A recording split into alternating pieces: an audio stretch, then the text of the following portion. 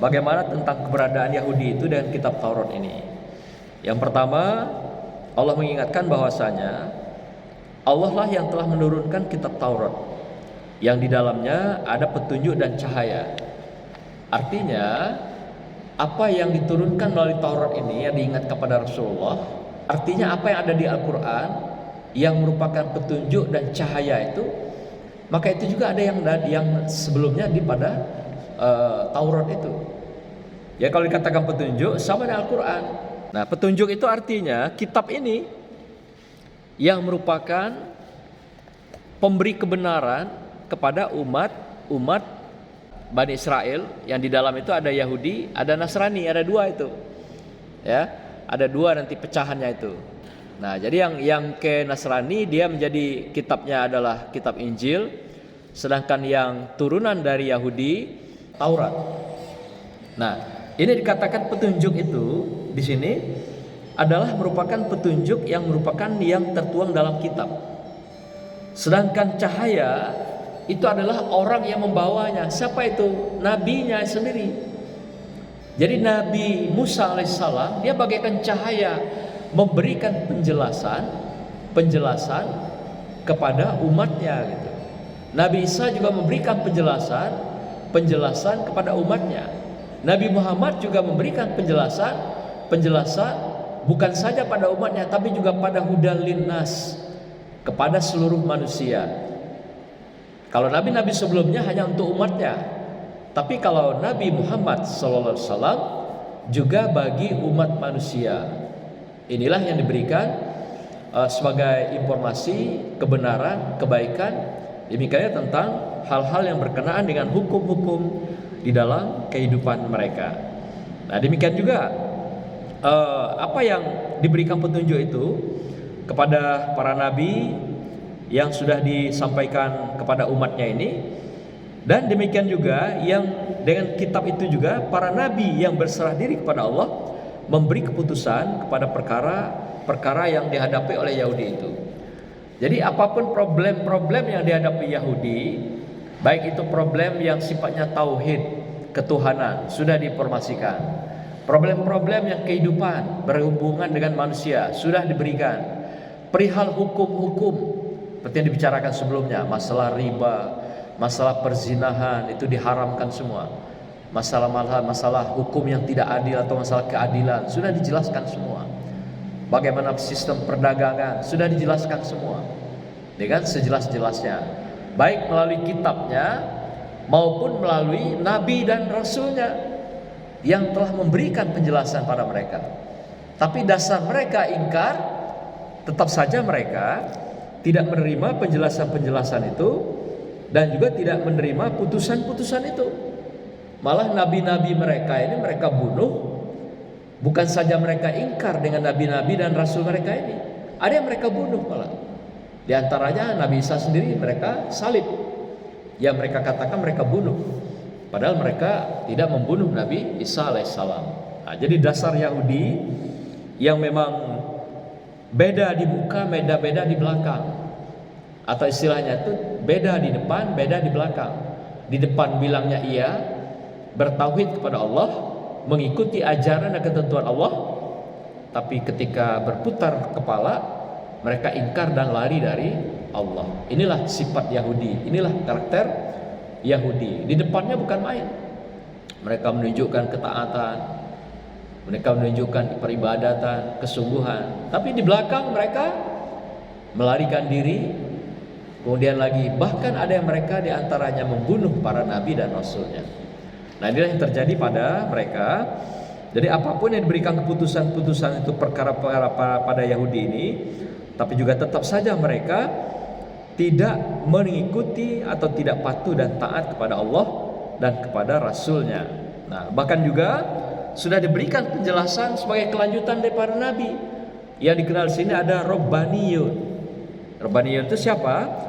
Adalah mereka para ulamanya, ulama-ulamanya Yahudi dan juga para ulamanya yang berkembang pada akhirnya pada Nasrani. Ada Rabbaniyun, yaitu ulama mereka. Kalau dalam Islam kan jelas ya bahwa ulama warisatul anbiya. Ulama itu adalah pewaris pada nabi. Nah, mereka ini ulamanya siapa yang mewarisi para nabi dan rasulnya itu? Rabbaniyun. Nah, itu dikenal dengan ulama-ulama mereka, bahkan juga mereka ini mengenal dengan istilah adalah pendeta-pendeta mereka. Nah, mereka diperintahkan untuk memberikan penjelasan, memberikan pemahaman tentang hukum, tentang hal-hal yang bersifat haram, riba, zina di dalam kehidupan mereka. Tapi tetap saja mereka tidak mengikuti. Itu sudah dijelaskan. Mulai dari nabinya dulu, mulai Nabi Musa sampai pada Rabbaniyunnya. Para ulama dan pendeta mereka mengingatkan tentang kebenaran Allah yang dibawa melalui kitab Taurat itu gitu. Tapi mereka tidak mengindahkan, tetap saja tidak mengikuti. Karena itu janganlah kamu takut kepada mereka, kata Allah, mengingatkan para nabi dan rasul ini, tapi takutlah kepadaku.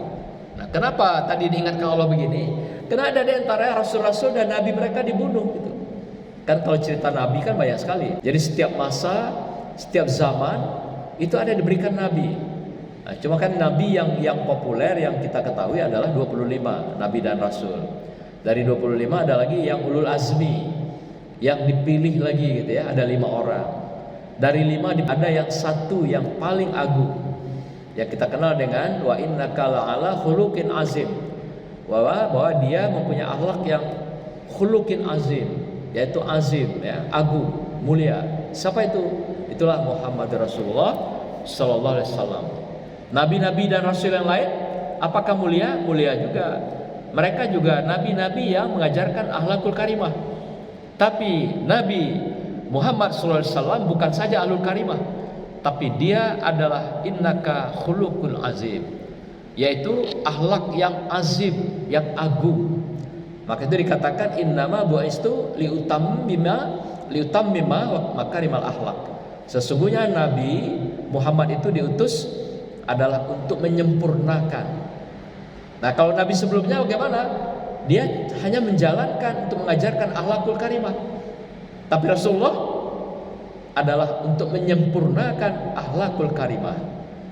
Jadi penyempurna dari sekian nabi dan rasul yang telah diberikan kepada umatnya sebelumnya itu disempurnakan oleh Allah Subhanahu wa taala melalui Nabi Muhammad SAW. Maka itu Rasulullah mendapatkan gelarnya apa? Habibullah. Ya, Habibullah. Sedangkan Nabi Ibrahim mendapat gelarnya apa? Yaitu Khalilullah. Nah, begitu ya. Begitulah penghargaan Allah kepada para nabi dan rasul sebelumnya gitu.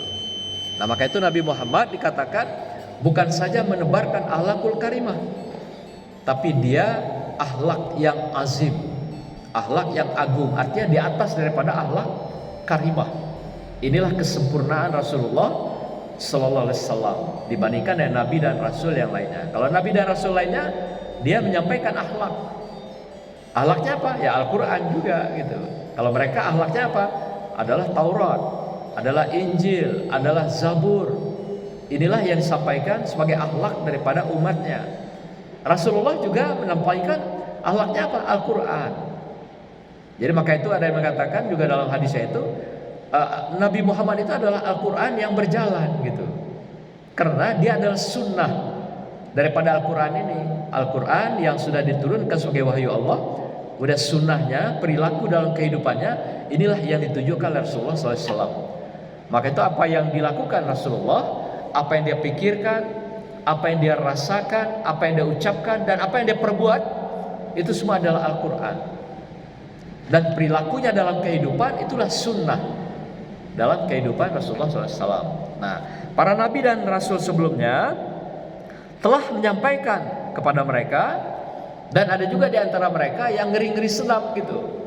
Karena dari pengalaman sejarah tadi ada yang dibunuh para nabi dan rasul, apalagi Rabbaniyun tadi, para ulama dan pendeta-pendeta mereka ada juga yang dibunuh.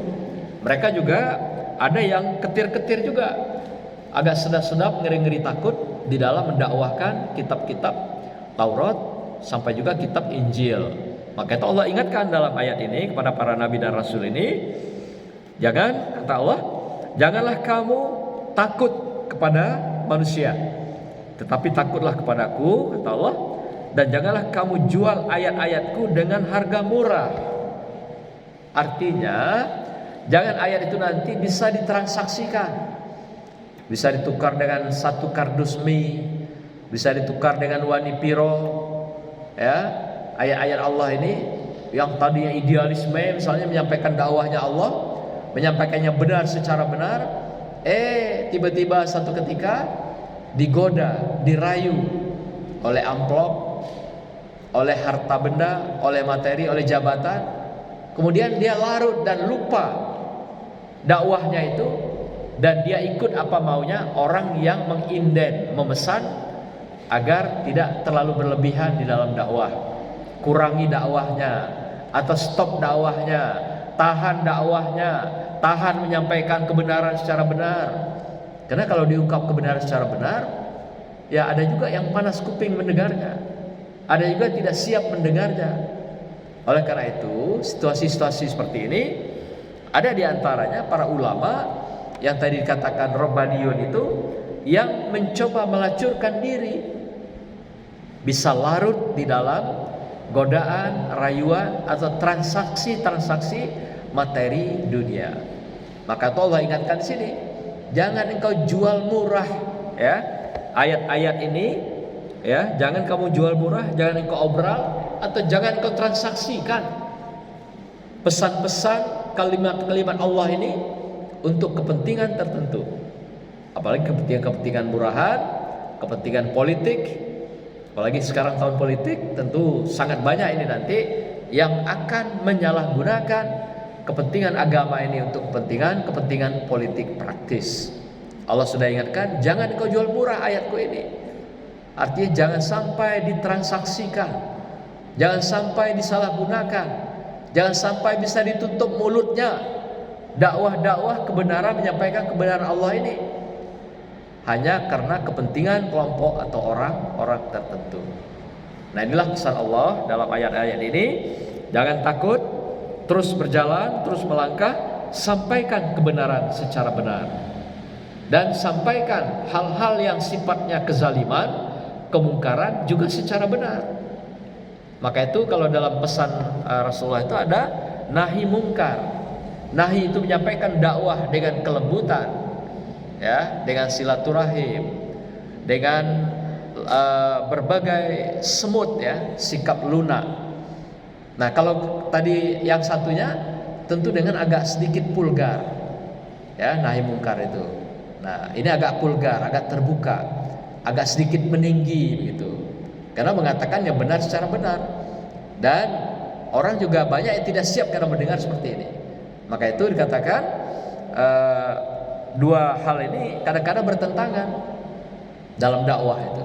Dua hal ini sekarang bertentangan, dan tidak semua orang siap menyampaikan kebenaran secara benar di dalam kehidupan. Nah, anak-anakku sekalian, tugas kita adalah bagaimana memahami, kemudian juga bagaimana menghayati dan mengamalkan perihal dakwah. Tentu terpulang pada kita semua. Bagi yang mampu menyampaikan, silahkan. Tapi Allah minta kita, balighuni walau ayatan, sampaikan olehmu walaupun satu ayat pada orang yang membutuhkan, kepada orang yang harus kita sampaikan kebenaran secara benar, dan mengingatkan mereka hal-hal dari kezaliman dan kemungkaran secara benar. Jangan mengingatkan orang yang sudah berada dalam kezaliman dan kemungkaran secara salah. Justru nanti dia malah lebih mendalam kejahatannya dan kemungkarannya. Nah, maka itu katakanlah yang benar itu walaupun pahit, dengan cara kita masing-masing, dengan pelan-pelan mengingatkan mereka. Qulil haq walau kana murran. Katakan yang hak itu secara benar walaupun kadang-kadang kedengarannya pahit. Nah, tinggal kita bagaimana mengemas agar orang yang melakukan kezaliman, kemungkaran ini tidak merasa tersinggung. Pandai-pandai kita dengan kalau istilah itu kaulan karimah, bahasa yang karim, ya, yang mulia. Ada lagi kaulan mausuro. Apa itu maksudnya? Berbahasa dengan fasih, berbahasa dengan lugas, berbahasa dengan ungkapan yang gampang dimengerti orang. Inilah cara-cara kita menyampaikan ayat-ayat Allah. Seperti juga pesan Allah pada para nabi dan rasul sebelumnya, kepada para ulamanya, Rabbaniyun tadi dikatakan. Nah sama juga dengan kita, seperti Nabi Muhammad dulu menyampaikan dakwahnya juga begitu. Kemudian turun pada ulama, al ulama warisatul anbiya. Nah kemudian turun pada kita, yang diingatkan yaitu balighuni walau ayatan, ya sampaikan olehmu walaupun satu ayat yang kamu ketahui dan berikan pada yang lain. Di samping itulah cara kita belajar yang baik di dalam kita mendalami Al-Quran di dalam kehidupan kita. Kata Rasulullah, khairukum man ta'allama Al-Quran wa 'allamahu. Jadi sebaik-baik kamu belajar Al-Quran adalah dengan cara seberapa yang kamu tahu, ajarkan pada yang lain. Jadi jangan pelit dengan ilmu. Maka itu sekarang kan model anak-anak kan suka hafalan, ada setoran. Nah setorannya kepada senior, kepada ustadz-ustazah. Itulah cara-cara kita melakukan pendalaman. Nah tinggal lagi nanti bagaimana kita pelan-pelan mengamalkan di dalam kehidupan kita apa yang kita hafal, yang kita pahami, kita ajarkan pada yang lain. Wa'allamahu. Inilah cara kita mengajarkan, mengamalkan pada yang lain, menjalankan perintah Allah SWT. Nah di akhir ayat ini Allah katakan, di mana Allah ingatkan, yaitu wa mallam yahkum bima anzalallahu faulaika humul kafirun. Dikatakan barang siapa tidak memutuskan dengan apa yang diturunkan Allah, maka mereka itulah orang-orang yang kafir. Nah maksudnya ketika kita melihat, menyaksikan kebenaran, maka kita katakan itu benar. Ketika menyaksikan kemungkaran dan juga kezaliman, maka katakan itu adalah kezaliman dan kemungkaran. Ingatkan. Bagaimana caranya? Kalau Rasulullah mengingatkan, yang paling lemah iman itu adalah dengan hati kita. Yang paling kuat imannya apa? Dengan tangan kita.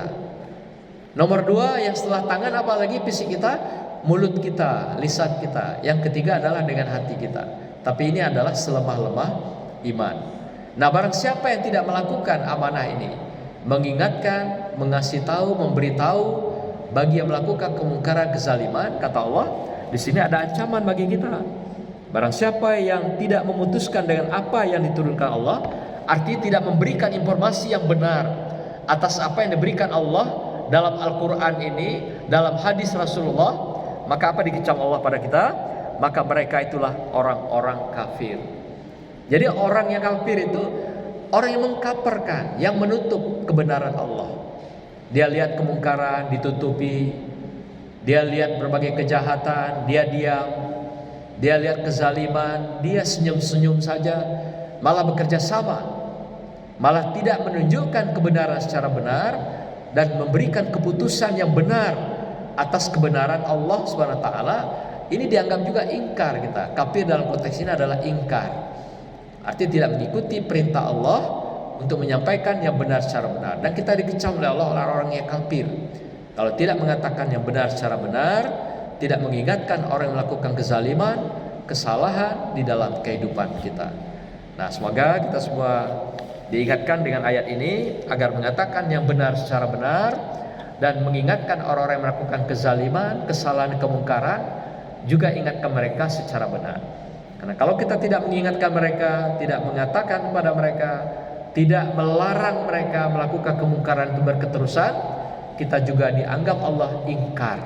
Ingkar itu artinya kafir di hadapan Allah Subhanahu wa taala. Tentu saja kafirnya tidak seperti kafir yang non muslim, tapi kita dikecam sebagai orang yang kafir, ingkar atas perintah Allah Subhanahu wa taala. Karena semua pada dasarnya sudah diberikan perintah pada nabi dan rasul, pada ulama atau Rabbaniyun tadi, kepada guru-guru, dan termasuk pada kita yang wajib menyampaikan setiap ayat yang kita ketahui pada orang lain. Apalagi kalau anak-anak hafalnya 30 juz, berarti 30 juz itu wajib juga diberikan ilmunya pada orang lain. Nah maka itu ada pola senioritas ya. Kalau di pesantren, kakaknya memberi ilmu pada adik kelasnya, adik kelas akan belajar pada kakak kelasnya. Itulah pola pesantren yang saya tahu, yang pernah saya alami juga seperti adik-adik sekalian dulu ya. Demikianlah para ustadz, para guru, para ustazah, dan anak-anakku sekalian, para santia. Semoga Allah ridhoi berkahi kita tadabbur pada siang hari ini. Insyaallah, barakallah. Subhanakallahumma wa bihamdika astaghfiruka wa atubu ilaik. Wassalamualaikum warahmatullahi wabarakatuh.